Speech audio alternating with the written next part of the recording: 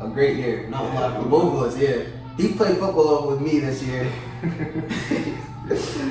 I mean, we came off the team like we was alright. We're like great leaders though. Yeah, we was especially him. We was alright. First game, he scores 2 touchdowns. Yeah. He ran through people like that. So, and that was fun. And then homecoming, he scored another touchdown. He was scoring touchdowns all season, working hard all season. Never gave up on a single practice. Yeah, never. Yeah, that was a great season of football. But we talk about any like standout game for you. I guess the standout game was Frederick or homecoming, or like for me it's Elton. Oh yeah. Yeah, Elton was going crazy.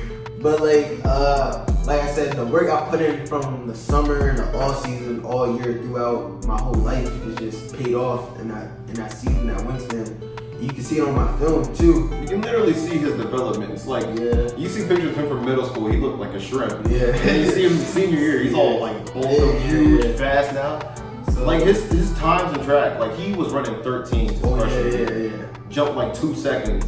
I'm in 11s now. On like toward the middle of the year, so we're grinding for track now. He's like, it was cold. It was cold, man. He was out there catching passes in like 2-degree weather and stuff like that. Victor was still hurting because last year, like I said, last year was COVID year, but we still had a track season. I got injured that year, and he couldn't run because of his parents. Yeah, and by this point, like I was still hurdling over tennis courts. I didn't start hurdling over actual hurdles till like 2 weeks into the season.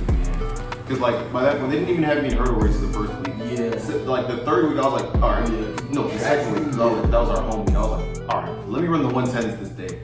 And I won the race off of literally only one day of practice. With actual hurdles. That track meet was so fun. So like we get into this year, like I said, we go into track. Like winter was cool. Like it just went by fast. And like I said, the years was fun. Like football season was great.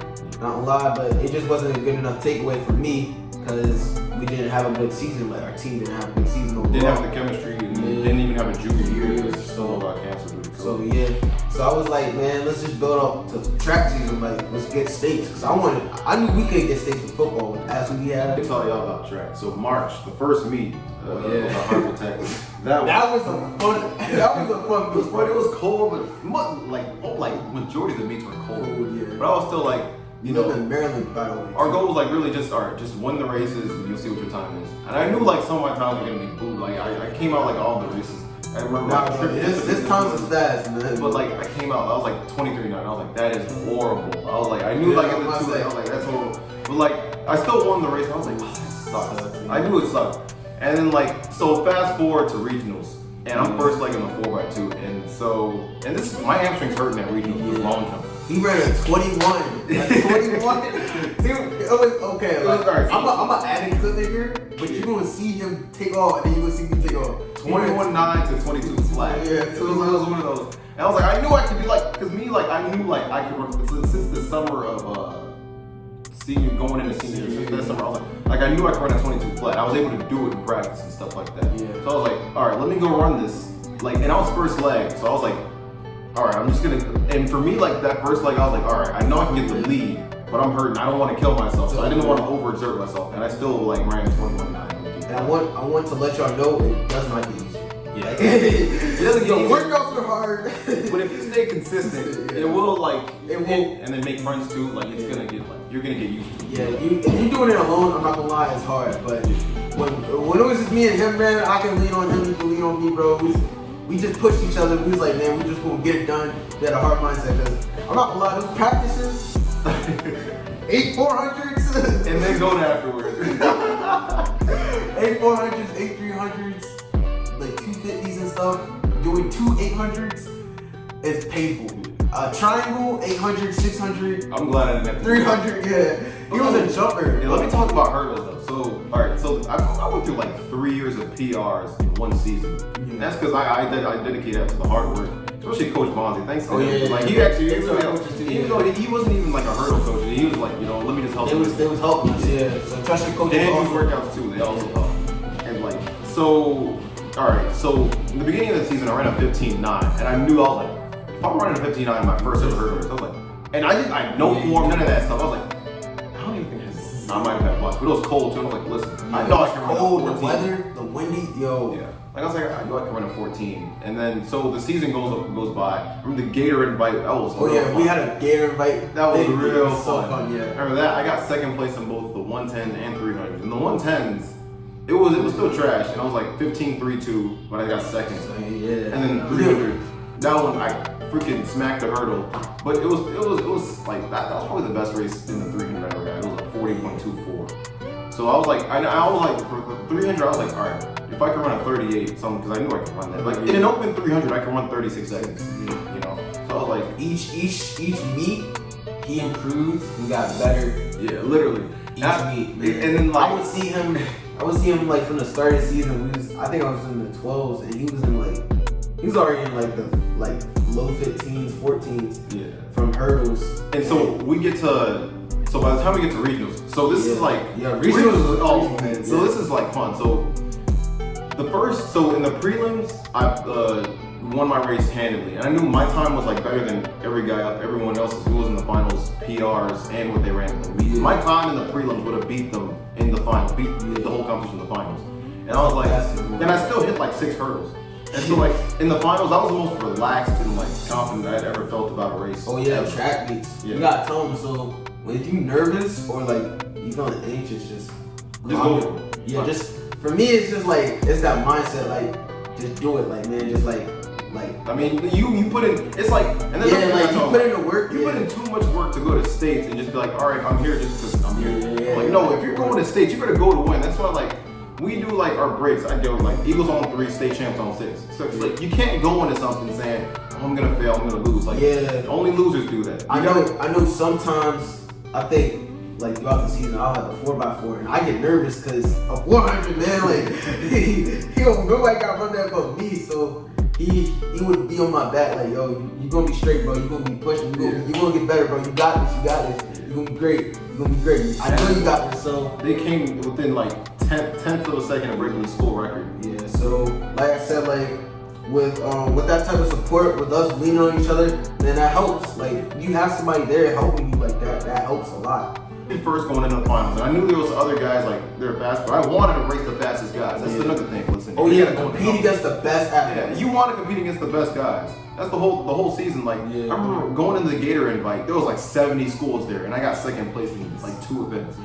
I got top 10 in everything that I did. Long jump, I think I got like 9. And then I was like, long jump, I'm not gonna lie, it was at States it was a lot of competition, but he held his own. Yeah, I remember our coach saying like you're gonna have to jump and run your PRs just to make it to the finals. I got happy, I got excited. I was like, all right, listen, if I gotta face the fastest guys, I want to do that. Also, get excited to face the competition. Don't be scared. It's almost like we got better as the competition got harder. Yeah. For me, that's how it was in football. Like in the start of the season, we faced the best team first. Yeah. So I know you had like a 4.0. A 4.2 or something. Yeah, 4.2. I had a 3.2 because my freshman year was bad. Like when I think my freshman year was bad, it was bad all around. You want to jump you want to attack high school from the moment you get to freshman. Yeah. For me, like.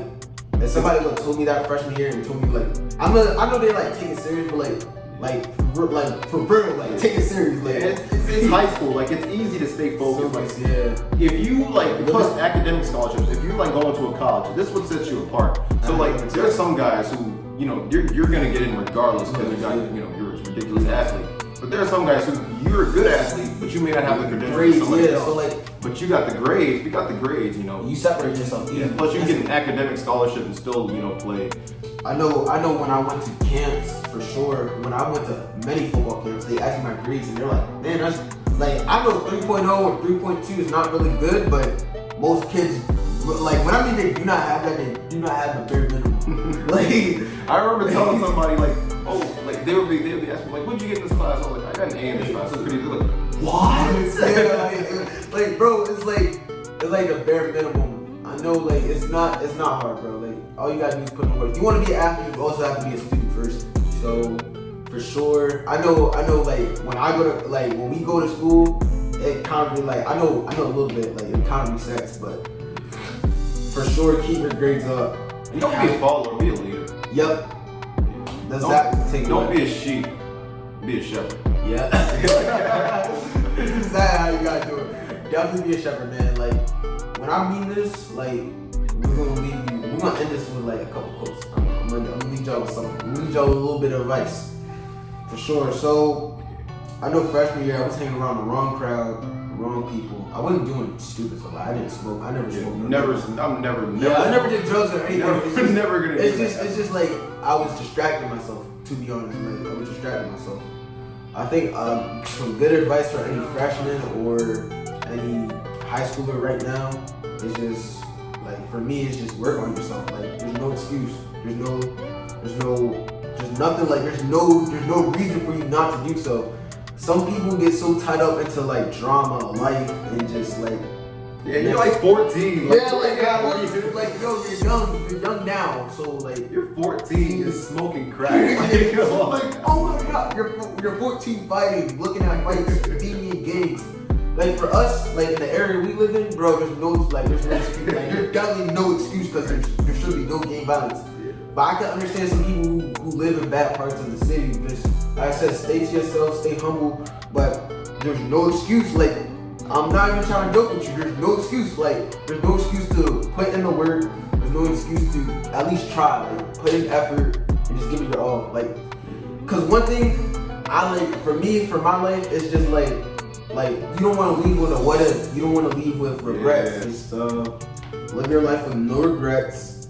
Like, give it your all. You don't know what opportunity you're gonna get. You don't know what can happen in the future, and you don't at least go towards your dreams, go towards what you want to do in life, and don't listen to I'm not saying don't listen to anybody, but don't let people shame you or doubt you for what you like and what you have interest in, what you want to do.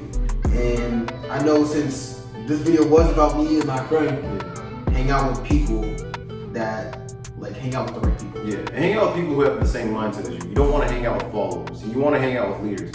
If you got a room of 4 leaders hanging out with each other, they're gonna have so much success. You got a room of 4 followers, they're not going nowhere. So I know hanging out with Victor these past 4 years, I haven't did nothing bad yet.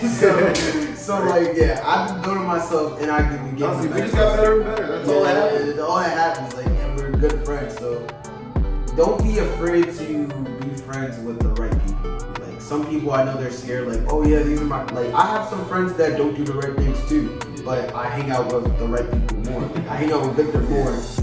And honestly, you doing the right thing will probably show them the right thing to do as well. So your influence can change someone's life and you don't even know. That's another thing. You work so hard, there's many people watching, you would have no clue. What? A whole bunch of people would tell us toward the end of the year, they're looking at us inspirational. You guys work so hard, I want to work like that.